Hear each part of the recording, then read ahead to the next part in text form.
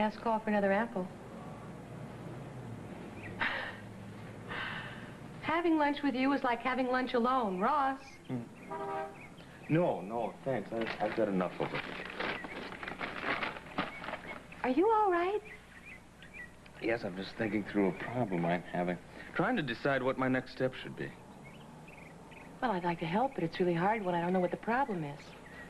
Yes, it has to do with a client of mine. And the more I think about it, the more I realize that, well, maybe I should just simply sit down with her, explain my dilemma, and ask her to help me out. Try the direct approach. Look her straight in the eye, and I bet she'll melt on the spot. How do you know my client is a woman? Oh, Ross, you just said you wanted to sit her down and ask her for her help. Is it Amanda? Yes. You know, Jennifer was telling me today, she's very excited about the progress she's been making with her new psychiatrist. You see, that's why I'm hesitant about it. I don't want to interfere with any of this progress. Human mind's a very fragile thing. From what Ben and Jennifer have told me, Amanda can't take much more. Why are you smirking at me? Nothing. I just find it incredible that you should feel so much compassion for a woman you've yet to meet. I don't have to meet her to feel compassion for her. When I hear the stories about her being locked away from life, living in the past, refusing to see even her own husband, it gives me the shudders. Yeah, I know. It is rather sad to think of someone wasting their life like that. Ross. Would you do me a favor? Yes. The next time you get the urge, would you remember that physical violence isn't a solution to anything, not even a temporary one? Yes, Carrie, I know that. It's just that sometimes I get so angry I don't realize what it is I'm doing. Well, maybe if you know you can get that carried away, you should concentrate on finding control. All right, but at the moment I'd rather concentrate on how much I love you.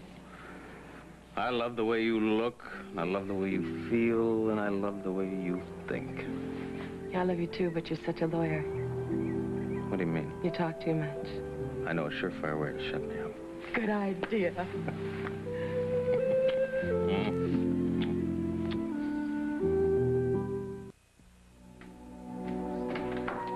Now let me see if I can find a light switch around here. I think they're right over here, Mike. There we go. Oh, it's amazing this place has only been closed for 2 weeks. Yeah, it looks more like it's been closed for 2 years, doesn't it? I can still remember the first night I came saw Andy. It was strange. Part of me was really glad to see him, and another part of me wanted to turn around and run in the other direction. You know something? This is your place now. And you ought to be thinking about the future instead of the past. You're right. You know what this place needs? Some noise and laughter again. Well, I have a feeling that with Vanessa as your partner, you're not going to have anything to worry about. Well, I bet you're right about that. And if I can convince my brother Josh to come to Springfield and learn the business, you'll see this place come alive. I thought you had an ulterior motive for wanting this place.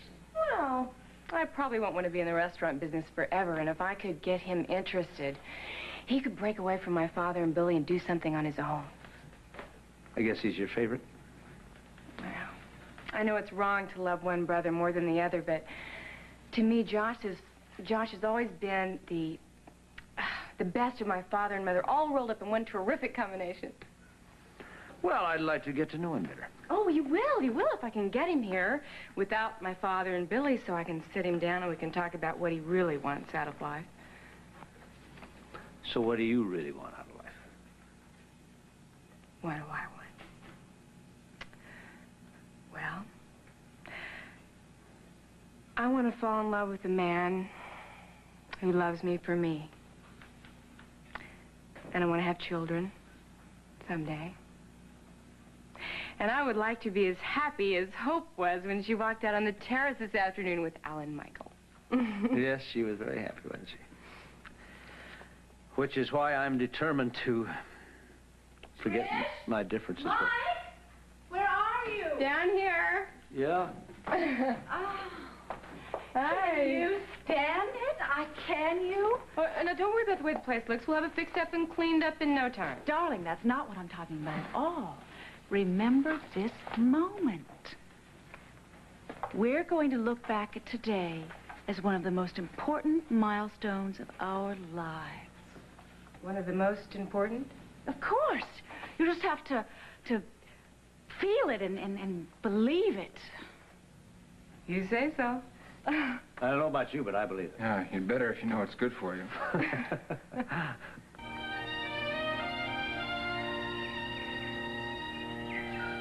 Have you lost your appetite? No, I just can't stop thinking about Jackie. Neither can I. As a matter of fact, I'm going to call Justin later and ask him straight out if he knows why Jackie's so determined to have me cut Philip out of my will. Better make a note of that, because when I get to Diane's, I might forget. You're still going to Diane's tonight? Yeah, I have to. I want to catch up on what happened in the office today. I was supposed to make another call, but in all the excitement of bringing you and Alan Michael home, I forgot what it was. You'll remember. Well, I'm not so sure. My memory isn't as good as it was when I was spending 12 hours a day in the office devoted to business. Not that I want that to happen again, believe me. Really, Alan? Yes. When Amanda's feeling better, I want her to take over her share of the responsibility. And then eventually, when Philip is out of college, he can take over his responsibilities, and then I can bow out completely. Maybe I'll just serve as a consultant. Alan, you will be bored in a month. No, I don't think so. And then when Alan Michael is old enough, he can take over the rest of the responsibility, and I won't even have to serve as consultant. I think you better stop, or you're going to have us both in wheelchairs pretty soon. I don't like that idea at all. Oh, excuse me, I'll get it. Hello? Oh, Uncle Ed, hi, how are you? Really? San Francisco? Oh, my gosh, I envy you so much. Alan and I went there on our honeymoon. I love San Francisco.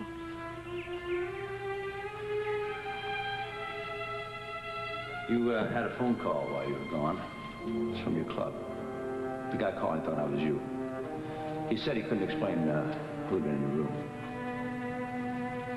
I'm very concerned about that. Obviously, it means that someone broke He in. said you had some phone messages.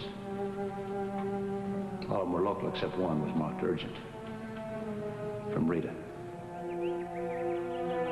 Oh, listen, I want you and Kelly's father to put some time aside and come over here. I have to call Rita back. Before you go back to San Francisco. I've got her telephone number at my club. I'll just have to stop there and get it before I go to Diane's. Why not? Of course you'll have time.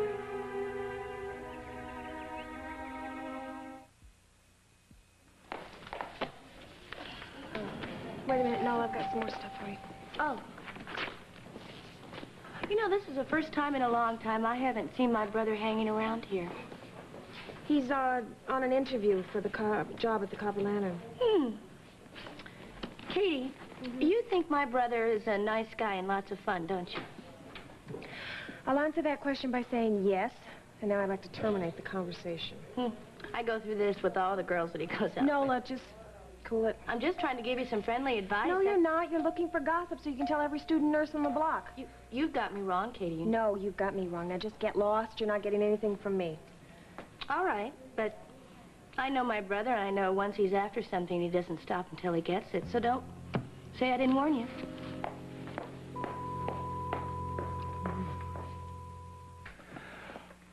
I don't know what to say, really, except thanks, all of you. Well, we're very happy to have you as part of the new Copper Lantern, Tony. And we meant what we said. There'll be plenty of room for advancement. Well, that's great, but, well, to tell you the truth, right now, bartender and assistant manager sounds just fine. Derek? Yeah, I told Katie before that if I get the job, we're going to go out and celebrate tonight. Why don't you and Hillary come with us? Well, yeah, sure. Let me talk to Hillary. Can I get back to you? Yeah, no rush. Tell you the truth, I haven't convinced Katie yet. Oh, well, I hope you can. I mean, she's been sticking pretty close to home. Yeah, well, that's why I thought, you know, that if you and Hillary said yes, that she'd change her mind and come along. Yeah. Well, as I said, I'll talk to Hillary and I'll get back to you about it, all right? Great. Okay, yeah, congratulations. Thanks. Well, I know you're busy, so I'll get out of your way. Thanks again. Mr. Bauer, it was nice to see you. I hope when we get things rolling here that you'll be one of the regulars. I will be. Good. Tony, I'm sorry we can't be more definite about an opening date, but as soon as we are, we'll give you plenty of notice, I promise. It won't be that much longer. We're not going to change that much. Oh, that's no problem. If you need a little extra brawn while you're doing things over here, just give me a call. I will. Okay? All right. Great. You won't be sorry that you hired me. Thanks again. See ya. Bye. Isn't he the perfect bartender we found since we're trying to attract the young singles crowd? Well, before you start pouring drinks and stuff, I think you ought to sign these partnership agreements. Oh, I have my pen right here. I'm all ready. Just tell me where to sign. Okay, each of you sign right there at the bottom where it says Mark X. Here. To another great milestone in history. Trish, now pay attention. Yes, ma'am. Oh, Mike, here you go. This is the check for Miss Chamberlain's half of the transaction. You'll notice that on the back, Henry's okayed it and initialed it as well. All right. Oh, Vanessa, is your father all right? Why do you ask? Well, Mike and I saw him in the cafeteria earlier when we picked up Barbara for lunch, and he looked a little tired and drawn. Why don't you ask Mike? He seems to know a lot more about my father than I do these days. Vanessa, you know I can't talk about anything. I realize that, but I heard something today that I'm going to check out with my father the first chance I get. What's that? Ross told me when he was with Daddy today that he received a long-distance phone call and my father conducted the entire conversation in Spanish. And when he hung up, he was very upset. I think it's a part of the secret he's been keeping from me.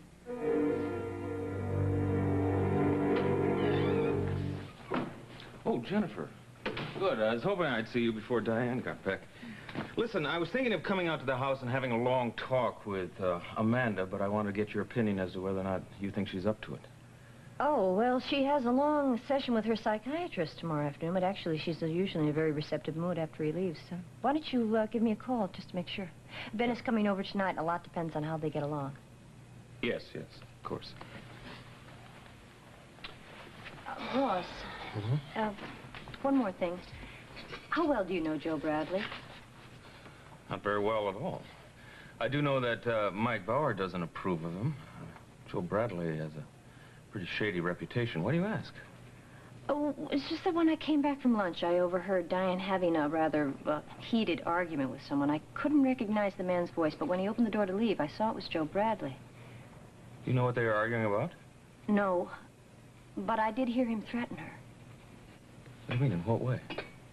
Well, I heard him say that she'd better be careful, or some morning she might not wake up. Jennifer, do you actually think that Joe Bradley was threatening Diane's life? Well, that's what it sounded like to me. After he left, she was very upset.